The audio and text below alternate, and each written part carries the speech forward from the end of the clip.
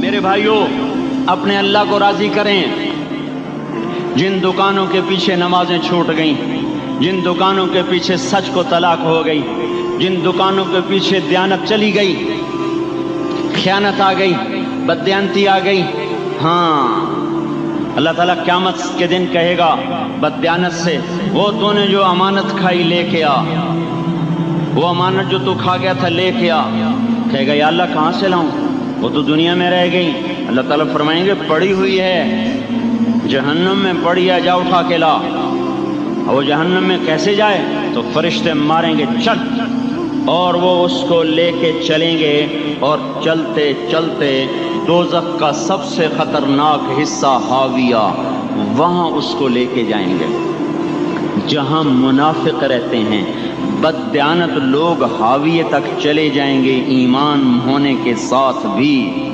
امانت کو کھانے والے لوگ حاویہ میں چلے جائیں گے، جو منافقین کی آگ ہے اس میں۔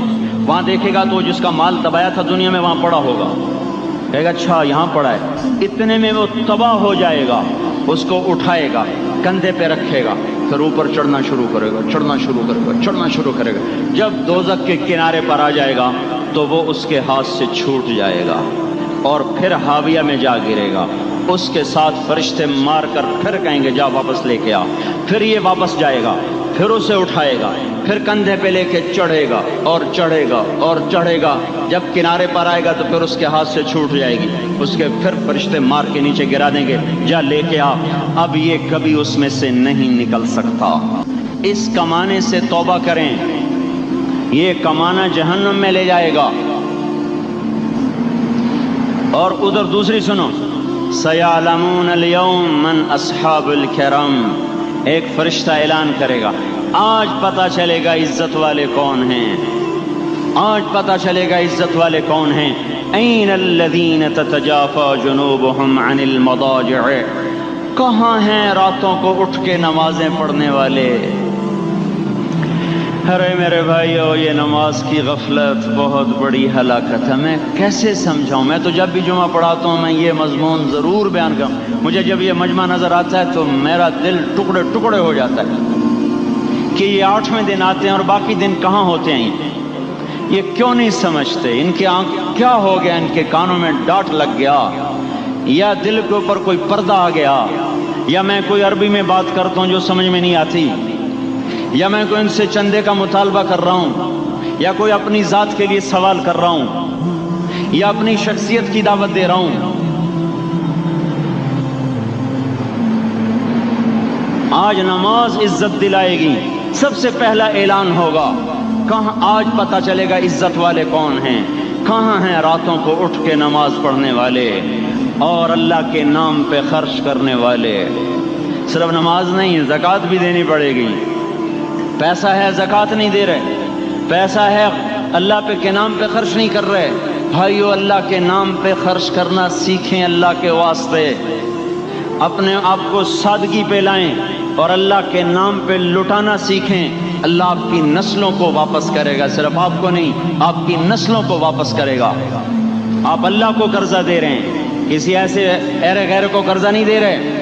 یہاں مسجدیں والے چندے مانگ رہے، بھائی مسجد کو چندہ دو، مدرسوں والے چندے مانگ رہے، مدرسوں کو چندے دو۔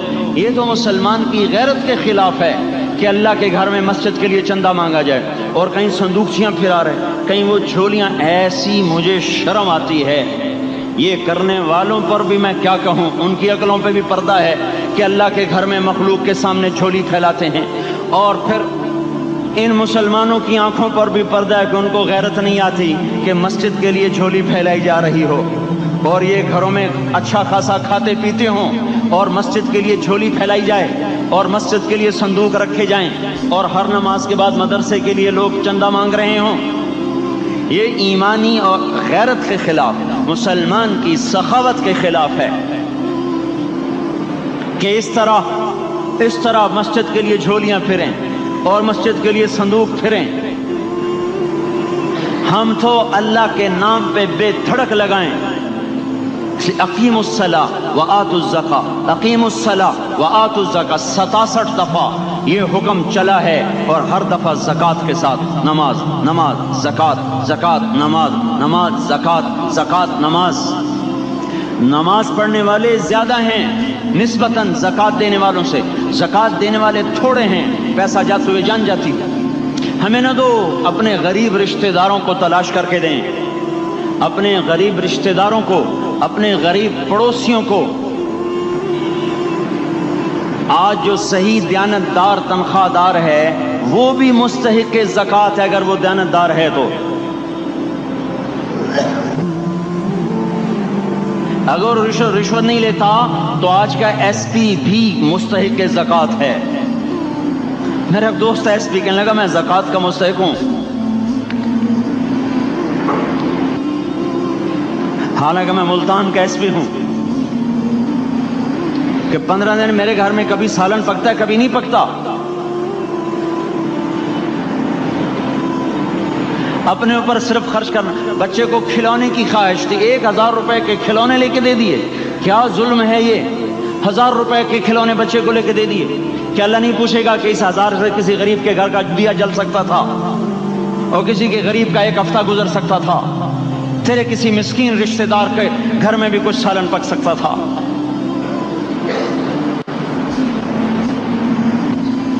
رزق دیا تو اس کا ہوش نہیں کہ اس کا حق ادا کریں، جان دی تو اس کا ہوش نہیں کہ اس کا حق ادا کریں. سجدہ جان کا حق ہے اور زکوٰۃ اور صدقات یہ مال کا حق ہے. میں کب اپنے لیے مانگ رہا ہوں؟ میں کہہ رہا ہوں اللہ اپنے غریب رشتہ داروں کو دیں، ان کو تلاش کریں اللہ کے واسطے. اپنی بیویوں سے پوچھو سونے کی زکوٰۃ دی ہے؟ دے ورنہ تو خود پکڑی جائے گی، تیرا زیور تیرے لیے گنجا سانپ بن کے تیری زبان کو ڈسے گا. ان کا میں نے تو بچیوں کے لیے سنبھال کے رکھا ہے. اس کی زکوٰۃ دو پھر ٹھیک ہے، ورنہ اسم کو توڑ کے اس کی زکوٰۃ دو، نہیں تو یہ مال پکڑوا دے گا قیامت کے دن. نماز نہیں چھڑا سکتی اگر زکوٰۃ نہیں دی، اور زکوٰۃ نہیں چھڑا سکتی اگر نماز نہیں پڑھی. مسجد بنا دی 50 لاکھ میں، اگر خود نمازی نہیں تو یہ مسجد بنانا اسے جہنم سے نہیں بچا سکتا. میرے بھائیوں، اپنی جان کا بھی صحیح استعمال کریں اور اپنے مال کا بھی صحیح استعمال کریں. ہم ایسے اندھے نہیں ہیں کہ جو بچے نے چاہا لا کے دے دیا، جو بیگم نے مانگا اٹھا کے دے دیا. نہیں نہیں، ہم پہلے دیکھیں گے اپنے اوپر. حضرت عثمان رضی اللہ عنہ کے پاس ایک سائل ہے، حضور سے مانگنے آیا. آپ نے کہا عثمان کے پاس چلے جاؤ. عثمان سے مانگنے گئے تو آگے بیوی پہ لڑ رہے. کس بات پہ؟ یوں کہہ رہے وہ باہر چھوٹے چھوٹے گھر ہوتے تھے تو باہر آواز آ رہی. بیوی کو کہہ رہے اللہ کی بندی رات تو نے چراغ میں بتی موٹی ڈال دی. وہ بتی ڈالتے تھے نا اس کی روئی کی، تو تیل زیادہ جل گیا. تو یہ کہنے لگے یہ کس کنجوس کے پاس بھیج دیا؟ جو بیوی پہ لڑ رہا ہو کہ تو نے بتی موٹی ڈالی ہے تو یہ مجھے کیا دے دوں؟ یہ دمڑی بھی نہیں دے گا. جب ان کو باہر بلایا اور خیرات مانگی کہ وہاں سے آیا ہوں، تو انہیں اندر گیا، ایک تھیلی اٹھائی، نہ پوچھا کہ کتنے چاہیے، نہ پوچھا کہ کون، 3000 درہم اٹھا کے دے دیے. وہ حیران ہو کے کہنے لگا یار ایک بات تو بتاؤ. کہا کیا؟ کہا یہ مجھے تو نے اتنے دے دیے کہ میری اگلی نسل کو بھی کافی ہیں، اور خود بیوی پہ تو لڑ رہا تھا کہ بتی موٹی کیوں کر دی. کہنے لگے وہ اپنی ذات پہ خرچ تھا، وہ پھونک پھونک کے کرنا ہے. یہ اللہ کو دے رہا ہوں جتنا مرضی دے دوں، یہ تجھے تھوڑا دے، اللہ کو دے رہا ہوں. تو اپنی جان کو بھی لگائیں اللہ پر اور اپنے مال کو بھی لگائیں اللہ پر. اور میرے بھائیوں اپنی کمائیوں کو حلال پہ لائیں اور بیویوں کو سمجھا دیں کہ ہم تمہاری خاطر دوزخ میں نہیں جا سکتے. یہ ہم اس پر توبہ کریں، اس پر توبہ کریں. اور یہ آبادی ہر وقت ہونی چاہیے مسجد کی. چلو کوئی جو جہاں سے بھی آیا ہے مسجد کے عادی بنو. میرے بھائیوں ہماری جماعت گئی تھی اردن میں 1991 میں، تو ہم اسرائیل کے بارڈر پر چلے.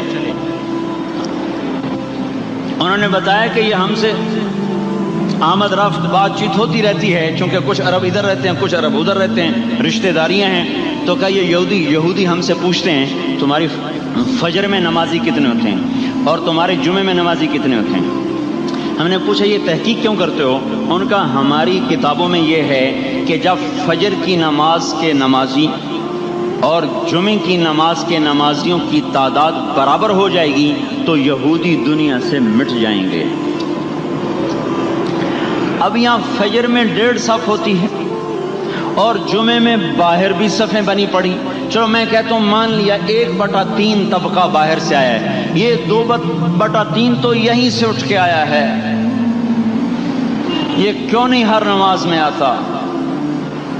میرے بھائیوں اپنے حال پہ رحم کریں، اللہ کے واسطے میری پکار کو سنیں۔ میں آپ کو کوئی فلسفہ نہیں سمجھا رہا، میرا روزانہ ہر جمعہ جب آتا ہوں میں یہی مضمون بیان کرتا ہوں، میں روزانہ آپ کو نیا بیان سنا سکتا ہوں۔ 360 دن ہیں، میں اللہ کے فضل سے آپ کو روزانہ نیا 360 دن میں آپ کو 360 نئے بیان سنا سکتا ہوں۔ لیکن میں یہاں بیان کرنے نہیں بیٹھتا، اپنا دکھڑا میں روتا ہوں کہ پوری گلستان کالونی جہنم کی طرف جائے اور میں ان کا پڑوسی ہوں اور میں انہیں جہنم میں جاتا دیکھوں اور میری ہائے نہ نکلے تو میں ڈوب کے مر جاؤں۔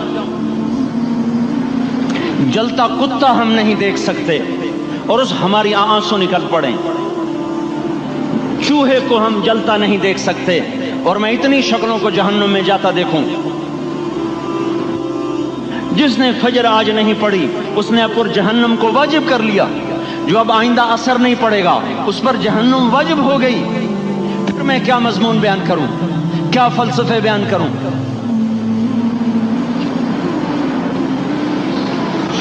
اس لیے میرے بھائیوں اپنی ذات پہ رحم کریں، اپنے بچوں پہ رحم کریں، اپنے گھر والوں پہ رحم کریں، مسجد کی دوڑ لگائیں، اپنے مال کو اللہ کے نام پہ خرچ فرمائیں تاکہ یہاں بھی جہان بنے اور وہ بھی جہان بنے۔ کیا زندگی ہے، چلتے چلتے سانس نکل جاتا ہے پھر یوں مٹ جاتے ہیں جیسے دنیا میں کبھی آئے نہ تھے۔ پوتے پوچھتے ہیں ابا دادا کی قبر کہاں ہے؟ ابا کہتے ہیں بیٹا یہیں کہیں مل گئی، پتہ نہیں کہاں ہے۔ آج تو اگلی نسل دادے کی قبر نہیں دیکھ سکتی۔ ہم اس دنیا کی خاطر اللہ کے باغی ہو جائیں۔